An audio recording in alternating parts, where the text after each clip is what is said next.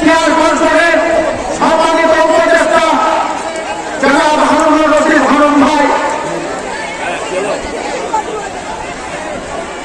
Jhilim union থেকে তসলিকা জামিয়াত নেতৃত্বে একটি বিশাল মিছিল আমাদের এই দৃষ্টিনন্দন দরবারকে উপস্থিত হয়েছে। আমরা মিছিল থেকে করতালি প্রার্থনা জানাই। আরো উপস্থিত আছেন বিভিন্ন দল অঙ্গ সংগঠনের নেতৃবৃন্দ। আমার সামনে শহীদ প্রেসিডেন্ট জিয়াউর রহমানের খেতে খাওয়া মানুষের, আদর্শিক মানুষের মা খালারা ভাইয়েরা প্রথমে জাতীয়তাবাদী যুব দলের পক্ষ থেকে আপনাদের জানাই রক্তিম শুভেচ্ছা, সালাম, আসসালামু আলাইকুম।